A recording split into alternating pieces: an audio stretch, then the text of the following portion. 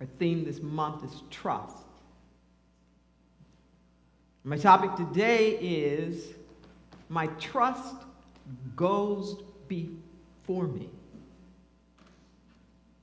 My trust goes before me. So often we think of the spiritual qualities as responses.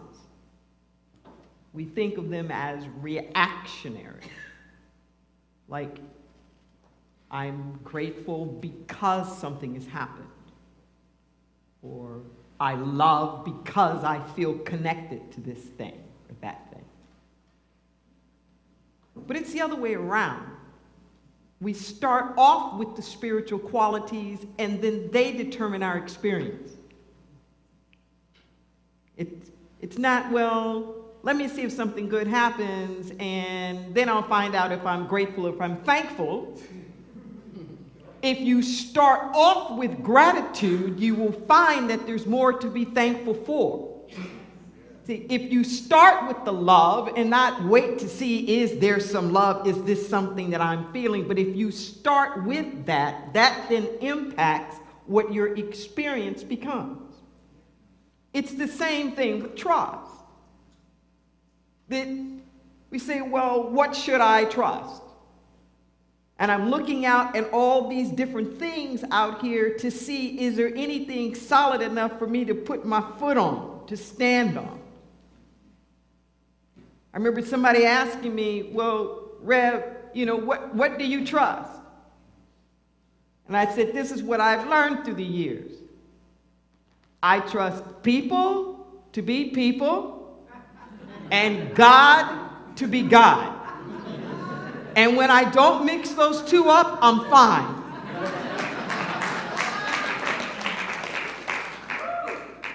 I trust people to be people and God to be God. People are people wherever they are. There are people who are nice and kind, and there are people who are messy and greedy and hurtful, and you're going to find the whole combination of them anywhere. So in the most religious institution, you're going to find all kind of people. There's no place that you can get to where only the good people are. Or quote unquote, only the bad people are. So I don't care where it is. It could be politics. There are going to be some messy folks and there are going to be some really good folks. Because people are people wherever they are. And when we make people our God, then we get in trouble. How do you know when you're making something your God? Anytime you are allowing something to define you, to determine your possibility consciousness, anytime you are allowing it to give you your sense of self-worth or your sense of possibility, you have made a God out of it. Don't make a God out of the economy. Don't make a God out of your checkbook. Don't make a God out of your relationships.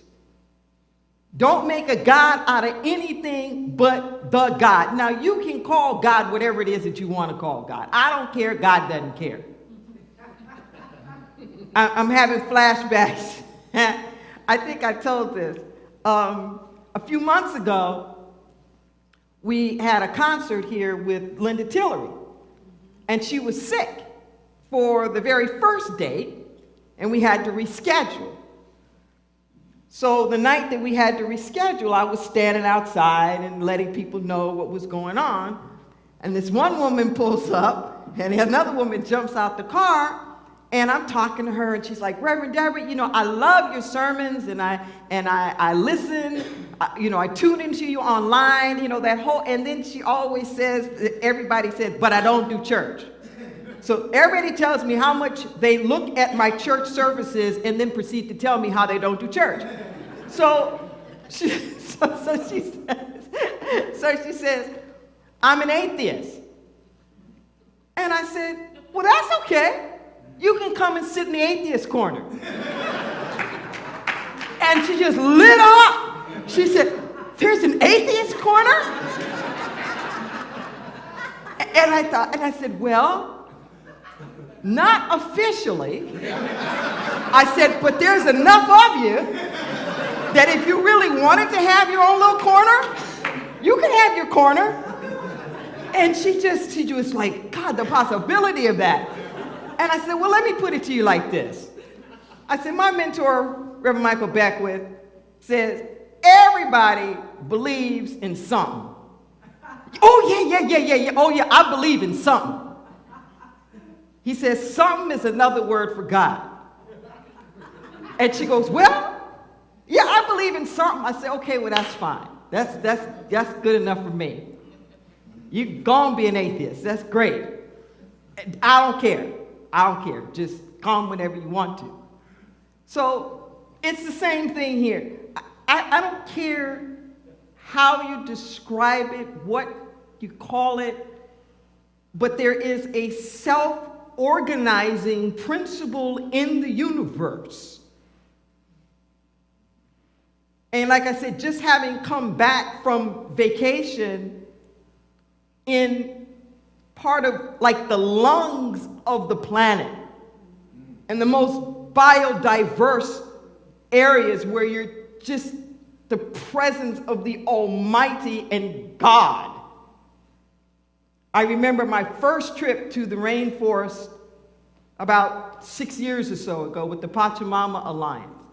And it was a special social justice tour, and I remember how concerned I was about the planet and what we were doing with the planet. And I'm not saying that I'm not concerned anymore, but I left with a whole bunch more trust in God and the universe.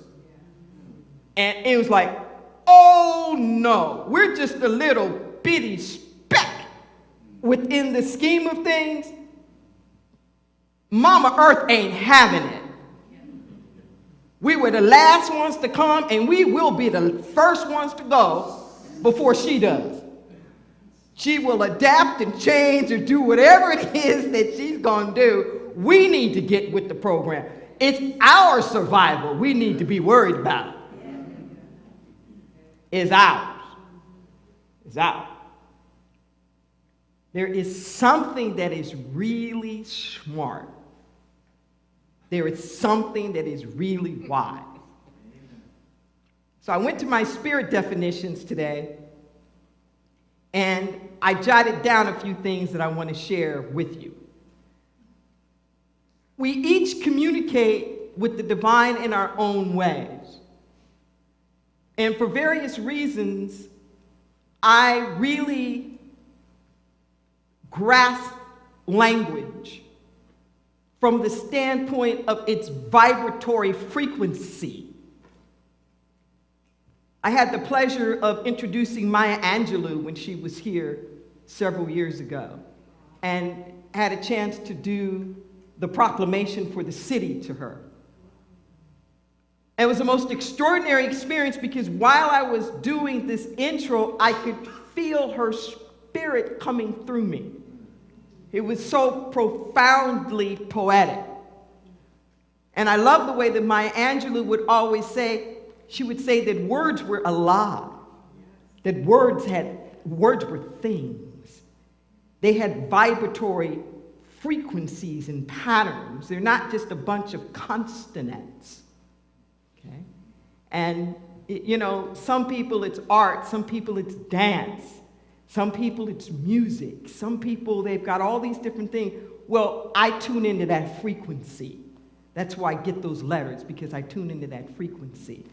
So this is what I got in terms of these definitions. They're not published yet, and I will be so glad I am affirming it now, that I have all the equipment that is considered modern and up to date so that we can have the kind of learning experiences in here that we need to have. That's what I'm claiming now. so that I can be showing you this on the screen and not just looking at my little scribbled up piece of paper. And you can have something that you can take back. And we're got nice chairs, and we can chat, and we can do all our different stuff, and people can drop in who are zooming in or whatnot, and we can have conversations. We're going to go someplace, right? Okay. I'm declaring it now. And we are where we are. So, in all these spiritual definitions, they give the spiritual qualities, and they say where we are and what already exists and what has to happen for us to experience what already exists. That these spiritual qualities are not nouns, they are not things that we're chasing after. They are places and spaces, they are activities. That we are faith, we are love, we are trust, we are peace. Peace is a verb, it's an activity. You can't get peace, you gotta be peace. So it said, well, what was trust? It said, trust is where your embrace compasses my divine order. Wow. Trust is where your embrace encompasses my divine order. I said, well, great. What's divine order and what's embrace? Okay. So I'm going to rattle these off to you, not expecting you to get all of them, but you can jot them down afterwards if you want to come and see me. But there's a pattern here. So a trust is where your embrace encompasses my divine order. So I said, well, what is divine order? And this new dictionary that's coming through defines divine order as this. It says, when your sense of what is right merges with my infinite wisdom. That divine order is when your sense of what is right merges with my infinite wisdom. They're great. So what's this embrace then? It said embrace is where your connectedness yields to my inclusivity. Embrace is where your connectedness yields to my inclusivity. So I just took a look at these, and I'm just clustering it a little bit so you get the sense of it. So what is this that we're bringing? What is this embrace? What is this trust? What is this stuff that we're doing? What is it that we have to do? It says we have to bring connectedness. We have to bring embrace. We have to bring a sense of what's right. Just let that simmer for a moment. That in order, there's a sense of what's right. There's a sense of being connectedness, and there's an embrace. That's our part. That's going to be our part here. Okay. Then there's something that says, I already got here. I have infinite wisdom. I have inclusivity. I got divine order. And you feel you got to feel all of those. Because divine order has the inclusivity in it. The divine order has the infinite wisdom in it. They all have each other in it. Can you feel that? Our embrace, our connectedness, our sense of what's right, they're all interconnected in there. So it says, well, how do we close this gap between our embrace, between our sense of what's right, between our connectedness and this infinite wisdom and the inclusivity? You know, what the divine order, what is it? We got to do these things. We got to do these three things. We have to yield, merge, and encompass.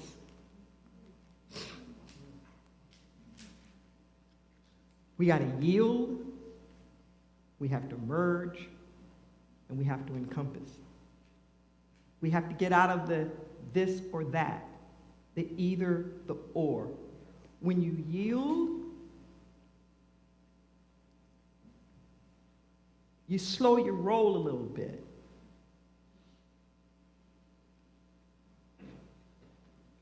We drive in California. When you're coming onto an on-ramp, you yield to the oncoming traffic.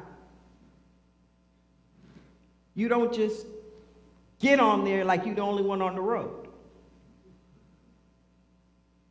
You yield to stop to pay attention to what's going on. You yield to give some deference to what's going on.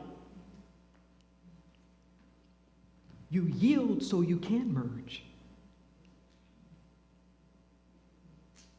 You yield so that you can you can find your little space or whatnot in it. See, you can put your boat in the water at any time. But there are going to be some times when it's a little smarter than other times. And you can't get mad at the ocean or get mad at the weather. Like I just came from the jungle in the rainy season, like yesterday.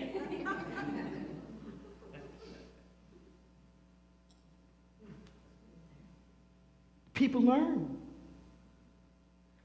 They're not trying to master nature.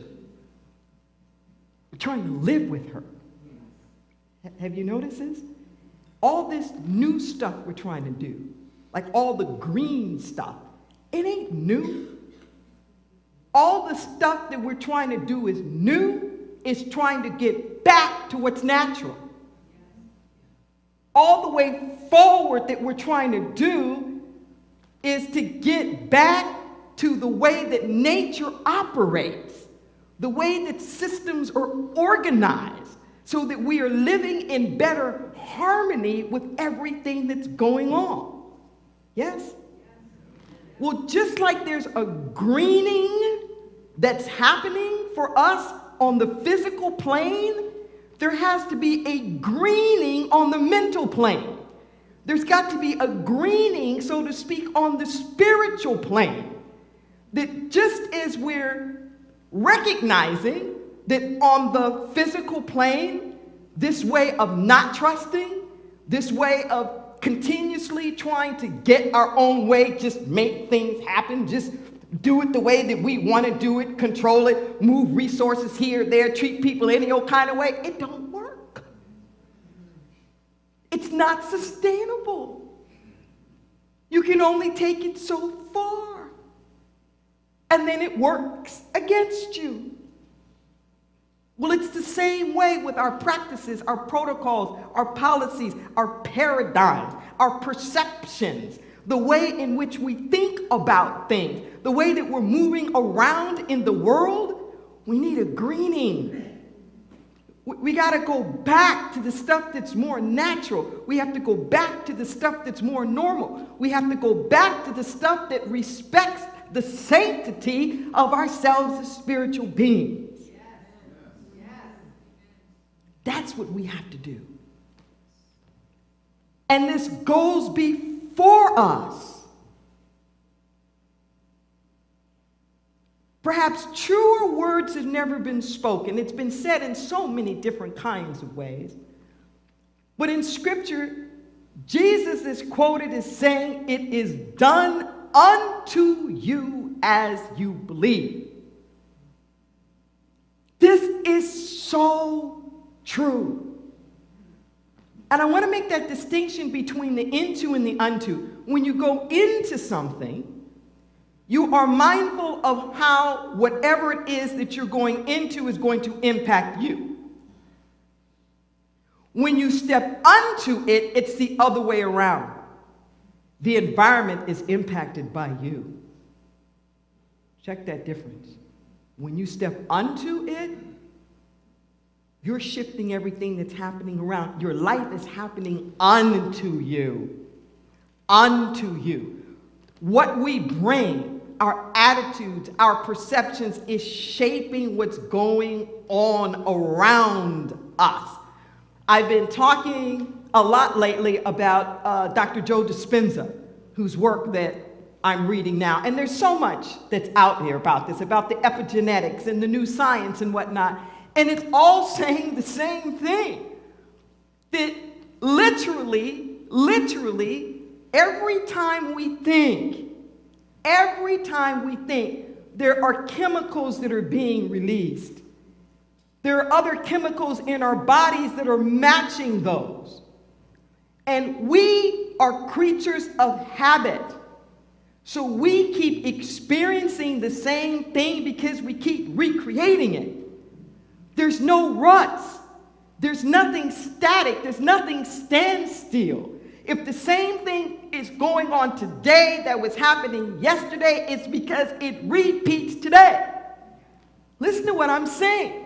If you've got the same physical condition today that you had 2 years ago, it's not because you still have the same physical condition. It's that physical condition has repeated itself over the last 2 years. Do you feel that difference? Not you had this tumor and you've got this same tumor 2 years from now. No, you may have a tumor that looks just like that last one, but it's not that tumor. Because our body is constantly regenerating all the time. But this is happening at every area of our life. We are constantly regenerating all the time. If you wake up today with the same thoughts that you had yesterday, yesterday's thoughts are not following you around. It's because you're thinking the same thing today that you thought yesterday. Listen to that. This is why healing can take place. This is why change can take place.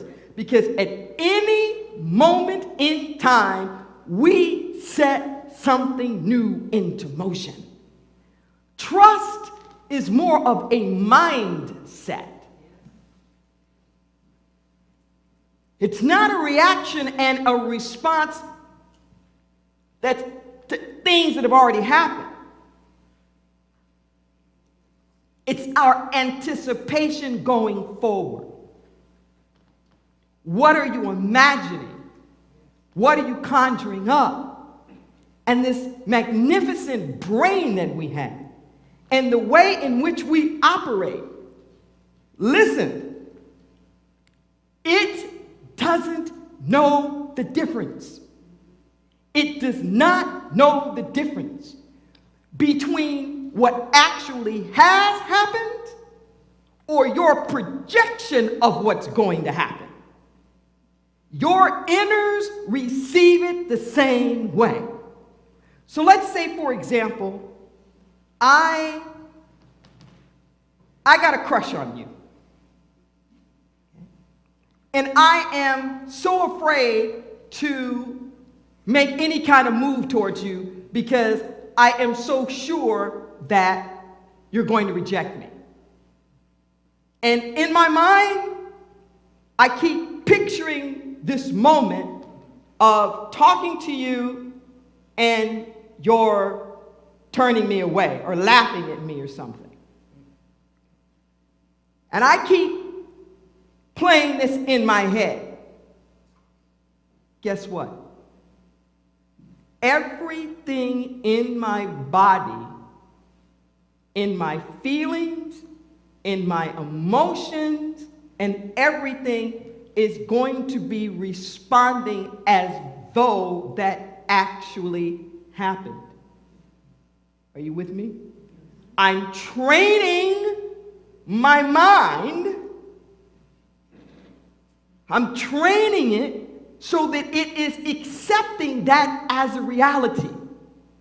That can work for us or that can work against us.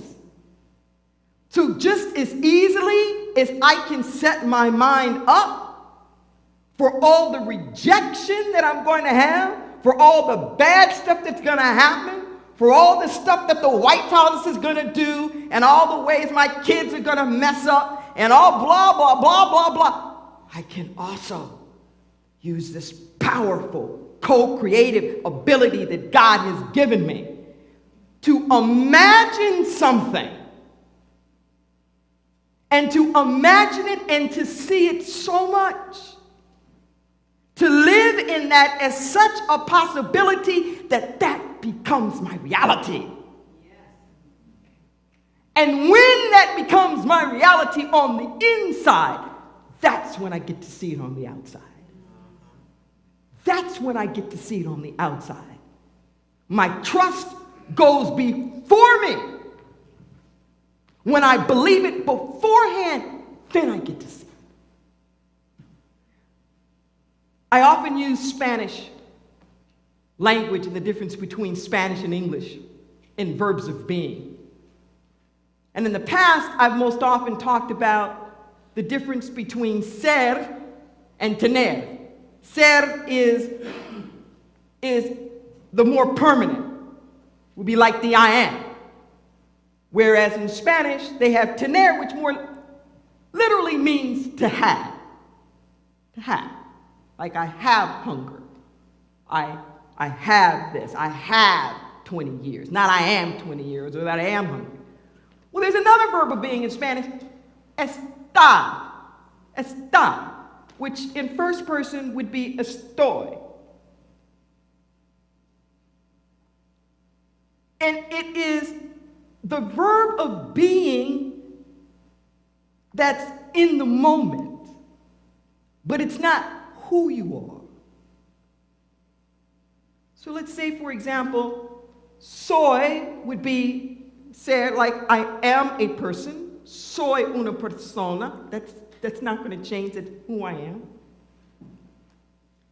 But my condition, I could say like, estoy aquí. I am here. Estoy lista. I am ready. It's a transitory thing. I'm here now. I'm here now, maybe I won't be. I'm ready now, maybe I won't be. But it's not who I am. It's not what I am. It's my condition. We have to let ourselves become the condition even before we experience it. In my mind, Etienne was just singing Donny Hathaway's beautiful song. It's like, someday we'll all be free. Estamos libres. Estamos libres. We have to be it to see it.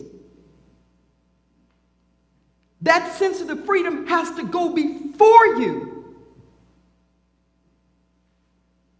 So I come from mixed heritage. But as sure as I am standing here, that African American lineage could taste the freedom before they ever experienced it.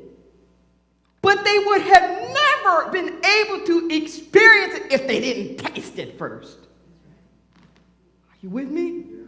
Where it's not just a longing in the heart,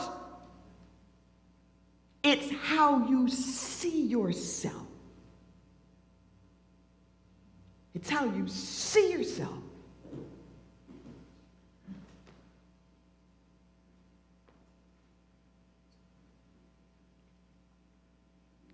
In it, but not of it. We're in stuff, but you can't let yourself be what you're in. We're in it, but not of it. We're from someplace else. Put your trust in the fact that you're from someplace else. Put your trust in the fact that the stuff of this world does not define you. Put your trust in the fact that there is some potentiality that if we have the audacity to dare, the audacity to dream it, I'm going to close with this conversation. I often reference my prison outreach experience because it's just been one of the most profound things in my life. These experiences, particularly with the lifers, the men who've done 20 plus years, inside, outside, been inside, now out. And this was a conversation that I had on the rocks of West Cliff. So those of you in Santa Cruz know that on the west side of town, there are these beautiful rocks, and they're hanging over the Monterey Bay. This is a beautiful area. We're just north of Big Sur and Monterey. It's like gorgeous, gorgeous. And for so many years, I used to imagine, as I was on the beach, these lifers that I was first working with, I used to imagine them with me. And I have photos of years before this conversation when he first came to the beach and first saw the beach. He did 28 years. And I got it in my phone of him just like a little kid, just with all his clothes on, just into that water. So as fate would have it, and I'm not exaggerating, maybe 6, 7 years before he was out, every single time he was up for parole, we were there. We were physically there. I got some witnesses in the house, yes? Yeah.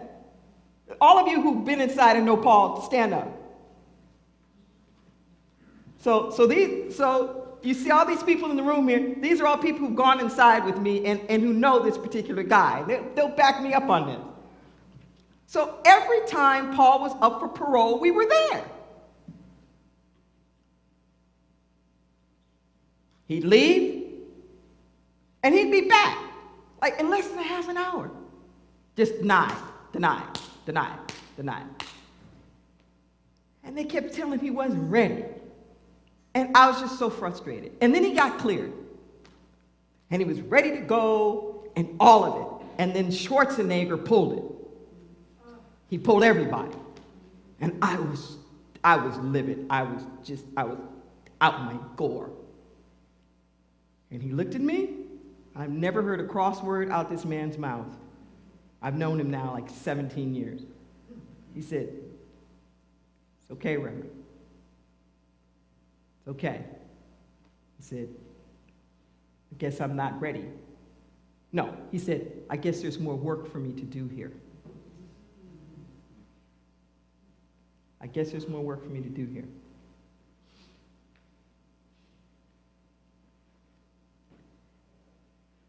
So back to this conversation on the rocks. This was last year, or maybe the year before. And I said, "Remember that time you told me that you had more work to do here?"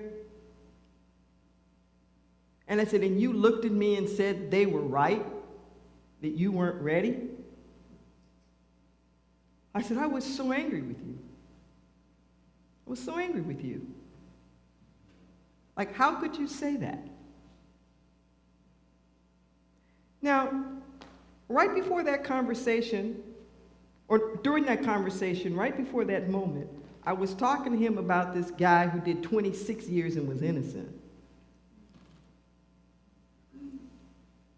And how the guy laughed at me when I was questioning him when he got out because he wasn't angry. And when I was telling Paul this story, he laughed at me too. When I was questioning why wasn't he angry. And I was like, what was with it? And I will never forget what he told me. He says, "They were right that I wasn't ready." He said, "Because I still wanted something from them, the parole board. I still thought they had my freedom.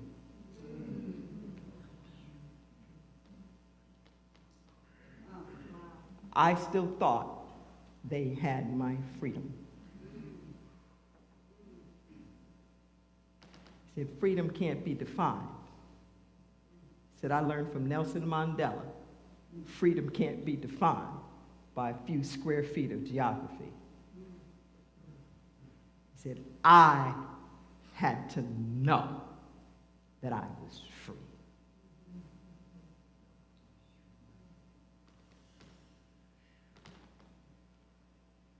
Nobody ever expected him to be out.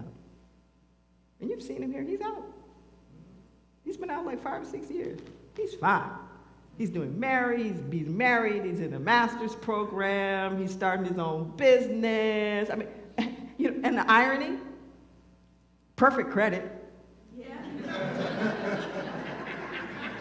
Bought a house, driver's license, and somehow or another he was in there like so old and whatnot, he's like not even in the system. Free, got a passport.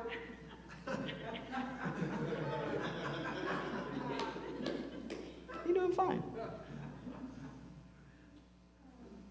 But listen to what I'm saying. When was he free? When he was in prison? Or when he was out of prison? Which came first? See, and what I've learned from them is we're in our own prisons out here. We're in our own prisons out here because we don't trust. We're busy letting the stuff all around us define us. But if we will really believe and accept that there is such a thing as a divine order, that there really is such a thing as infinite wisdom, that there really is an inclusivity where everything is there, if we can really just grasp that, if there's something within us that's willing to merge with that, that's willing to yield with that, that's willing to somehow or another and have that encompass our whole life. If there's a part of us that will allow our embrace, that will allow our connectedness, that will allow our sense of what's right in the world to merge with the divine order that's bigger than anything that we can possibly understand, then the trust we start out with will create new worlds for us. I'm asking you to go on this journey because the world needs it now. Don't look at the news and wonder what's going to happen.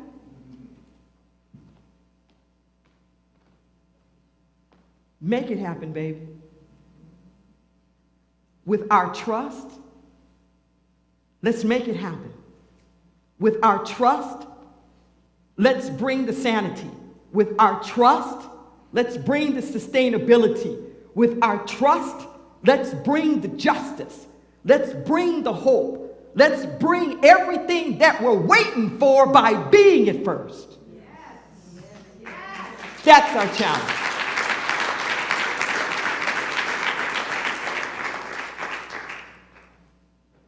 ¿Estamos listas? Are we ready?